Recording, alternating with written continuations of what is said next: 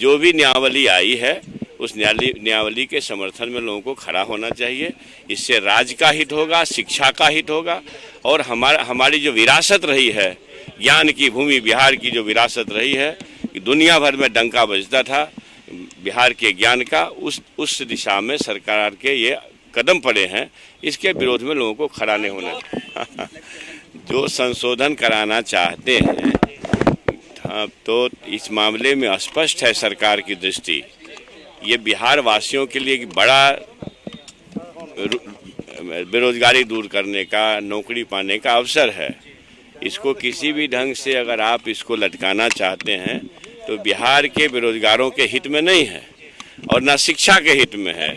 इसलिए जो भी नियमावली आई है उस नियमावली के समर्थन में लोगों को खड़ा होना चाहिए।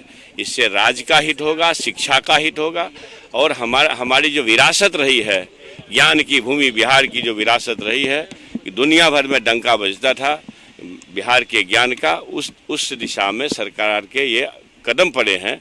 इसके विरोध में लोगों को खड़ा नहीं होना चाहिए।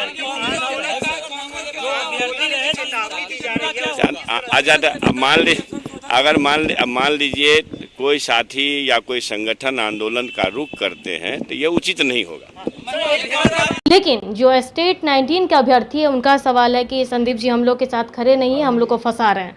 नहीं, देखिए, जो स्टेट 19 के अभ्यर्थी हैं जो पिछले 4 सालों से बहाली का इंतज़ार कर रहे थे, उनके पक्ष में तो हम शुरुआत से ही हैं और उनके लिए हमने माननीय मुख्यमंत्री से भी बात की।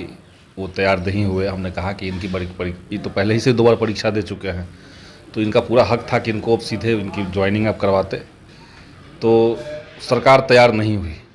रही बात परसों वाली, तो परसों की मीटिंग ही थी नियोजित शिक्षकों की। तो आप जिस मीटिंग में जाएंगे उस मीटिंग का ही तो बात करेंगे, है ना। दोनों का अलग अलग मामला है। हालांकि नियमावली में यह स्पष्ट नहीं है कि ये जो सीटों की सरकार ने घोषणा की है, उन सीटों पर क्या शिक्षकों को, जो पुराने शिक्षक हैं उनको और नए अभ्यर्थियों को, दोनों को एक साथ एग्ज़ाम देना होगा उन्हीं सीटों के लिए। तो ये स्पष्ट नहीं है। हालांकि सरकार ने कहा है कि नहीं, शिक्षकों के लिए अलग है और इनके लिए अलग है, लेकिन वो नियमावली में स्पष्ट नहीं है। हम ये कहना चाह रहे हैं कि स्टेट 19 के जो अभ्यर्थी हैं उनकी मांग एकदम जायज़ है। उनकी परीक्षा पहले भी हो चुकी है और सरकार ने हाई कोर्ट में हलफनामा देकर के कहा भी था कि ये परीक्षा काफ़ी टफ प्रवृत्ति की थी, भारी भरकम परीक्षा थी। वो 2 बार परीक्षा दे चुके हैं, तो कोई मतलब नहीं था, लेकिन सरकार अड़ी हुई है।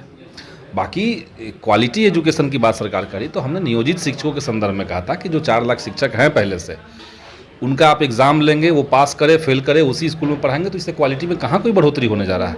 तो आप ट्रेनिंग दीजिए उनका, और बाकी सारी जो चीज़ें हैं, इंफ्रास्ट्रक्चर डेवलपमेंट करना है वो कीजिए, तभी तो क्वालिटी में कुछ बेहतरी होगी। तो यही बात हम कहना चाहते हैं।